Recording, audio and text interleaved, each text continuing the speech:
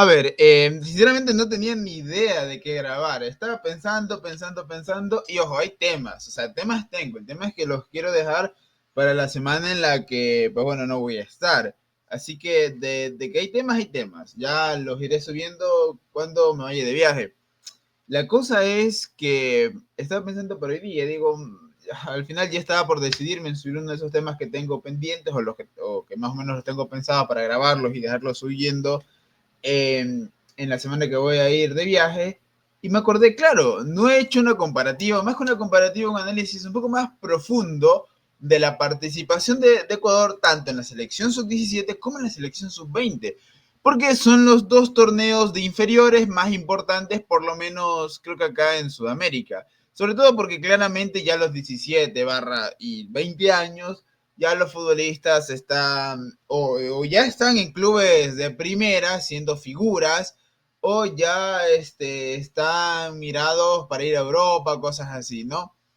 Sí, incluso desde los 17 años, que todavía son menores de edad, ya están fichados, simplemente se espera la mayoría de edad, como puede ser el caso de Kendry Páez, que creo que incluso, no me acuerdo si fue durante el sudamericano o después del sudamericano, que se confirmó que Páez iba a ser fichado por el Chelsea. Algo así creo que fue. La cuestión es que, pues bueno, son dos torneos importantísimos. El sub-17 para ir viendo a los jóvenes talentos y el sub-20 ya talentos que incluso ya están establecidos en clubes de Europa o en este caso, por ejemplo, me acuerdo de Wesley del Al-Nassr que jugó el sudamericano sub-20 con Brasil. Entonces, sí, ese tipo de cosas ya pasan. Entonces es importante hacer una buena participación porque básicamente los talentos tanto del sub-17 como sub-20 del Ecuador en colectivo quedaron mal, ya que ninguna de las dos selecciones clasificó al Mundial. Pero primero, antes de hablar del rendimiento, empecemos por el sub-20, que fue claro, el que primero vimos, la primera desgracia que tuvimos. Hay bastantes nombres interesantes en este sub-20, en el que creo que destacan futbolistas como Jeffen Reyes, por encima del propio Christian Lohr. ¿Por qué? Pasa que Lohr no tuvo para nada un buen sudamericano sub-20. Es más, yo diría que, desgraciadamente, por culpa de este chico, Ecuador le fue mal en estos sudamericanos. Sí, a ver, no quiero básicamente hacer lo que hizo la prensa con Guagua, que básicamente le culparon del empate ante Chile. Uy, qué desastroso, empatar en Chile, cuando Ecuador tiene como menos 20 en el historial. Pero bueno, la cuestión es que Christian Lohr tuvo errores groseros en muchos partidos. Errores groseros, cosa que me sorprende porque yo me acuerdo del sudamericano que jugó acá en Ecuador en el sub-17, que lo hizo realmente bien. Por desgracia, no fue su torneo. Y ahí vemos a Jessen Reyes que juega el último partido contra Argentina y destaca bastante. También hay muchos, como para mí, por ejemplo, yo destaco a Michael Caicedo de Liga, que sin ser central, sin ser lateral, le tocó jugar como la lateral, no es central. Me dicen trabalenguas ahí. Evidentemente, Elkin Ruiz, Independiente, pero bueno, la cosa también aquí destaca que no hubo un lateral derecho de oficio y le tocó improvisar al entrenador, cosa que no se entiende cuando, viejo, mira las inferiores y tráete un puto lateral derecho. No lo hizo. Ya, por supuesto, en el medio campo, figuras como digo, que ya están establecidas, Kendry Páez, que ya estaba fichado por el Chelsea, Kenny Arroyo, Justin Lerma, que jugó también el sub-17. Entonces, y bueno, más adelante, Michael Bermúdez y Allen Obando, Jeremy Arevalo también jugó, pero más destacaron estos dos. Básicamente los futbolistas que yo podría destacar en el sub-20 y que de hecho, como digo, algunos, por ejemplo, Kenny Arroyo ya, no me acuerdo si ya en el torneo o fue después, no, porque me imagino que debe ser después, porque aparece como convocado independiente, ficha por el Besiktas. Entonces, un gran equipo, Juan Sebastián Rodríguez, de hecho, muy interesante jugador de Liga de Quito, en fin, y muchos más. Ronnie Borja, también muy interesante del Emelec, pero bueno, por desgracia, no le fue nada bien a este equipo, que para mí es un equipazo, ¿no? Yo lo dije, la sub-20 de Ecuador es probablemente el o de los mejores equipos del torneo, y por desgracia no demostramos eso. Ecuador estuvo en el grupo, vamos a ver, no me acuerdo en qué grupo estaba. Ah, no, claro, son dos grupos nomás. Ecuador estuvo en el grupo B, sí, en el grupo B, que ciego, no lo vi, ya está puesto ahí. Estuvo Ecuador en el grupo B. Conformado por Colombia, una selección realmente dura, Argentina, que decir, pues, durísima, Brasil, Ecuador y Bolivia, así estuvo el grupo. El problema es que sí, Ecuador le tocó un grupo bastante difícil y no respondió bien. A ver, Bolivia, que de hecho para mí no es una mala participación, de hecho creo que Bolivia nos demostraría que tiene talento, nos demostraría lo que se vendría luego en el Sub-17. O sea, no jugó mal, para mí Bolivia no jugó mal ninguno de los partidos que perdió. Pero bueno, este Ecuador pierde por la mínima un partido que tranquilamente pudo haber ganado y aquí ya nos dio Ecuador una previa de lo que se podía venir. Ecuador juega mal el partido contra Colombia, juega realmente mal un partido que Colombia lo podía haber ganado por goleada y luego Ecuador le toca enfrentarse a Brasil, que sí, en este caso Brasil nos iba ganando por goleada. Después por ahí nos ilusionamos, pero al final nunca llegó el empate para dejarnos vivos en la última fecha y luego tuvimos un empate pobre ante una Argentina que ya estaba clasificada. Entonces, el rendimiento, terrible. Estuvimos eliminados a falta de una jornada en un torneo en el que la fase de grupo se juega 4 partidos. Imagínate quedar eliminado en el Mundial ya en el segundo partido. Es un desastre. Y Ecuador fue eso, un desastre. Entonces, para mí, por lo menos, creo que fue un desastre esta selección que yo entiendo que le tocó un grupo realmente difícil, porque con todo respeto, tomando en cuenta lo que es actualmente el fútbol chileno, el fútbol venezolano que no es tan malo, pero sobre todo el fútbol peruano que está demostrando que por lo menos en canteras inferiores es peor con diferencia que el boliviano. Entonces creo que claramente acá si hubiese una pequeña mezcla, tal vez si le pasabas a Colombia y por Paraguay la cosa hubiese sido distinta tal vez, aunque igual Paraguay es un gran grupo como vemos, pero claramente Ecuador no la tuvo fácil en el grupo, le tocó literalmente difícil. Es que incluso si pasamos a la fase final nos damos cuenta que Chile, que, que Chile que había hecho una participación, bueno, clasificó con las justas, pero nos damos cuenta que, mira, no es casualidad. Los tres primeros son justamente los 3 primeros son justamente del grupo de Ecuador y esto no es casualidad. No es casualidad que los 3 primeros sean del grupo de Ecuador. Fue el grupo más duro y esto no es excusa. Ecuador tenía que haber pasado a la fase de grupos. Tenía que haber pasado, pero bueno, no lo hizo. Un rendimiento en el que yo evidentemente tengo que de cierta manera acusar al entrenador Miguel Bravo porque mucha gente me podrá decir lo que sea, mucha gente me podrá decir que al final, no sé, pueden ser ex independientes. De hecho, quiero ver, ¿no? Porque yo había leído un comentario que me decía que incluso fue ex independiente. Algunos entrenadores juveniles son ex independientes. Y sí, estuvo en Independiente Juniors antes de venir a la selección. Y yo entiendo que Independiente tiene una manera de jugar al fútbol, llamémosla interesante, ¿no? Distinta. Pero pasa que no se demostró en las inferiores, o por lo menos yo no vi ese trabajo, ya sea porque no hay mucho tiempo para trabajar, no hay suficientes microciclos, lo que sea, pero yo no vi un trabajo de Miguel Bravo que sea convincente. El jugador nunca jugó bien, nunca se potenció las cualidades de los futbolistas.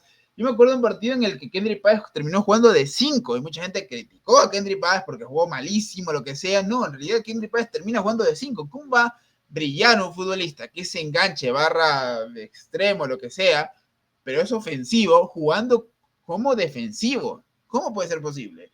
Y eso le pasó a la selección sub-20. Y eso solo por hablar de la sub-20. Entonces, lo siento mucho, Miguel Bravo podrá hacer lo que tú quieras, es entrenador independiente, pero no juega como el mejor independiente. Para nada, Miguel Bravo.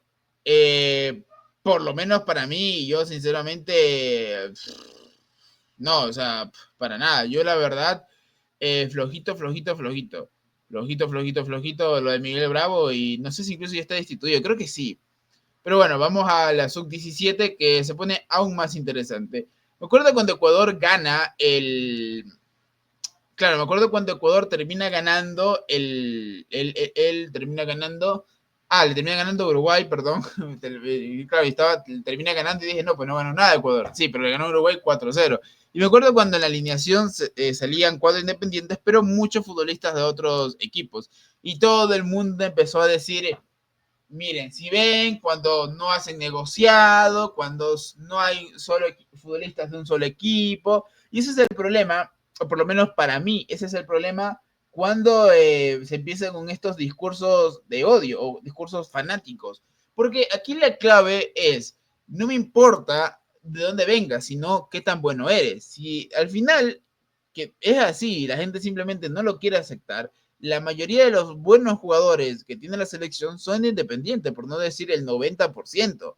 Entonces, claramente de ahí vienen los buenos. Punto, se acabó. Te da pena, pues ponte a entrenar, o mejor dicho, ponte a mejorar las canteras. Si quieres que haya más, si tú como hincha quieres que haya más futbolistas de liga, o si eres de Barcelona, si eres de Melec, pues dile a tu equipo que mejore las canteras. Dile a tu equipo que mejore las canteras. Es así, de sencillo. No se ha hecho.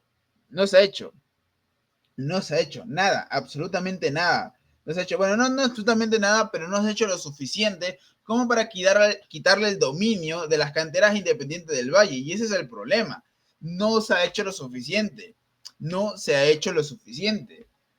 Entonces, tú, sin hacer lo suficiente, lo necesario, coges y criticas a Independiente cuando, claro, o sea, tus canteras, por Dios, Obando era el tercer arquero, tercer delantero, ya me estoy confundiendo. El tercer delantero era Obando, era el tercer delantero. Estaba por encima Reasco, que solo marcó 2 goles en toda la campaña. Es increíble. O sea, si tú tapas a tus propios canteranos, solo por el ejemplo de Barcelona, Emelec, los hinchas de Emelec se mueren porque Emelec vuelve a fichar, cuando tienes una cantidad de canteranos muy interesantes, que sí, evidentemente Emelec necesita fichar, pero ¿por qué no darle la oportunidad a ciertos canteranos? No, estos tipos quieren fichar en todas las posiciones, porque les faltan jugadores en todas las posiciones, que sí, pero me refiero que puedes darle la chance como mínimo para que sean banco, es que ni banco. Ese es el problema, y lo mismo pasa con Liga bueno, algunos no. Por suerte en Liga se está llevando esta cultura del canterano, la gente pide canteranos. Gracias a, bueno, aquí hay que darle un aplauso a Vitamina, que la verdad que está potenciando canteranos. La falta de puestos que tiene la plantilla la cubre con canteranos como debería ser. Pero bueno, la cuestión es esa. Esa es la cuestión. ¿Por qué digo esto? Porque perdón, me sigue chocando que dije tercer arquero, es que me acordé del tercer arquero, no sé por qué. Pero bueno, ahogando. La cuestión. Entonces, si se vendieron eso al inicio. Ahora están callados. Ahora que Ecuador fue un fracaso, están callados. Nadie va a decir nada. Nadie va a hablar del fracaso. Que de hecho voy a dedicarle un video aparte, ¿no? De la selección. Porque claro, es asumir que lo que tú dijiste en un principio no era verdad. ¿Por qué? Porque ahora, no, es que cuando Ecuador trae jugadores o convoca jugadores, fichas. Me quedé con lo de los clubes, no ficha. Cuando los jugadores traen o convocan jugadores de todos los equipos, ahí sí tenemos una gran selección. ¿Qué sería Ecuador sin Independiente? Campeón del mundo. Yo pendejadas así tengo que escuchar. Y la cuestión es esa, al final del día resulta que no. Al final del día resulta que la selección, que supuestamente está bien convocada, lleno de futbolistas diversos, porque acá, claro, que todos son los progres del fútbol, los voy a llamar, quieren diversidad, quieren del Aucas, quieren del Nacional Independiente, de no sé qué. Claro, esa selección diversa que tanto querían, pues mira, fracasó. No pudo eliminar a Bolivia, una Bolivia que hace como 35, 40 años, ya no sé cuánto, no clasificaba a un mundial. Creo que tomando en cuenta mundiales juveniles, no clasificaba a mundiales juveniles. Es una locura lo que le pasó a Ecuador. Entonces, claramente, ese es el problema. No se hace un análisis correcto. Y otra vez, los futbolistas de la selección son malos. Para nada, hay jugadores buenísimos en esta selección, realmente bueno, hay talento. En esta selección hay talento, sobra el talento. Incluso para ser campeón, yo no cambio mi opinión, porque para mí el problema no son los futbolistas. El problema, otra vez, es cómo jugaron. Ecuador jugó muchos partidos sin ideas. Muchos partidos los resolvió Ecuador con talento individual, no con talento colectivo. Ese es el problema. Ese es el real problema de esta selección ecuatoriana y las juveniles en Ecuador. Ecuador tuvo la oportunidad, y también una cuestión, porque para mí Juan Carlos Urbano no fue capaz ni siquiera de motivarlos de manera correcta. Este partido, de verdad que en serio me genera sentimientos fuertes, molestia, porque este partido Ecuador lo tenía, o sea, lo tenía Ecuador, lo tenía para ganarlo, a punto caramelo. ¿Cómo votaste este partido? Y de ahí todos, obvio, se iba a ir todo abajo, porque ibas ganando 0-2 y lo terminaste perdiendo. Perdiste un partido que lo debiste haber ganado y con esa victoria clasificabas al Mundial y te quedabas fresco. Pero perdiste ese partido y obvio todo se iba a ir abajo. Después Ecuador pierde contra, contra Paraguay en penales.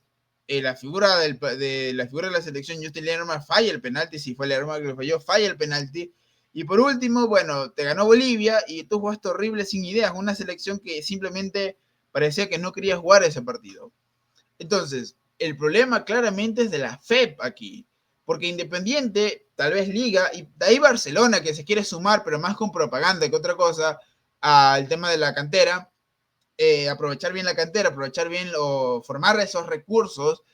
Eh, creo que al final, desgraciadamente, hace mucho daño. De verdad que acá la prensa hace mucho daño. Hace mucho daño. Pero bueno, en fin, la cuestión es que al final la culpa para mí no es de los clubes, ni tampoco de los jugadores, porque simplemente están mal dirigidos. Mira que si a veces es difícil culpar del todo a los futbolistas cuando son mayores, cuando estaba hablando de la selección absoluta y siempre también se nombra al técnico, más, creo que aún más en muchachos, en jóvenes que ni siquiera son mayores de edad.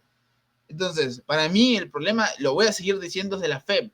No hay un fútbol reconocible. Y también tengo que decir una cosa. Se habla mucho de no darle darle la oportunidad a los entrenadores ecuatorianos, darle más espacio o el espacio que se merecen, pero con todo respeto, lo siento mucho, pero en serio, decepcionaron y un montón. Es una decepción enorme la que se lleva Ecuador en estos sudamericanos, en ambos sudamericanos. Se lleva una decepción tan enorme que si no, de verdad, yo incluso pediría que se cuestione, o mejor dicho, entiendo que también las inferiores son para darle oportunidad a los técnicos jóvenes de que se luzcan o darles chance de que aprendan, pero creo que a este punto, viendo cómo es Ecuador y dándonos cuenta que somos potencia en sacar futbolistas, porque sí, ya somos una potencia, a ver, más que potencia, ¿qué sería? Una potencia emergente, llamémosla, ya porque no somos Argentina, no somos Brasil, pero somos una potencia emergente en futbolistas, sobre todo independiente. Entonces, no se puede desaprovechar ese talento, hay que hacer gestas incluso en categorías inferiores, así con todo respeto y con una pena enorme, porque es una pena enorme, pero dándonos cuenta que Jorge Célico, siendo un entrenador de primer nivel en la Liga Pro, vino a dirigir la sub-20, ¿por qué no hacer lo mismo con las categorías inferiores? Se tienen que tener técnicos de primer nivel, técnicos con experiencia, técnicos que sepan manejar vestuarios, con todo respeto, pero a los técnicos que no los conoce nadie, no se los puede volver a traer. O como mínimo, técnicos que tú los ves y de verdad, o sea, ves ya, o por lo menos como mínimo, que sean técnicos que de verdad tengan una propuesta interesante de fútbol, una idea interesante de fútbol, por lo menos, que tengan una idea, así sea una ilusión, pero que tengan una idea. Porque si seguimos con esta de traer esta clase de técnicos a la selección, que sí, que ayudemos a los ecuatorianos para que los técnicos ecuatorianos también crezcan. Mira, la verdadera formación, yo quisiera saber cómo son, y aquí no me he enganchado tanto, no he profundizado tanto, yo quisiera saber cómo son las clases, cómo se educan a los técnicos acá, porque hay cursos en Quito, creo, que los da la FEP. Quisiera saber cómo son esos cursos, porque en serio, qué difícil es encontrar un buen técnico ecuatoriano. Qué difícil, qué difícil. Dejo el video hasta aquí, me encantaría leerlo en la sección de comentarios y nada, nos vemos en la próxima. El problema, claramente, es la FEP. El segundo problema, los técnicos flojos. Y sí, va a ser muy difícil sacar un buen técnico ecuatoriano. Va a ser muy difícil, muy difícil. Y bueno, nada, dejo el video hasta aquí, me encantaría leerlos en la próxima. Bye bye.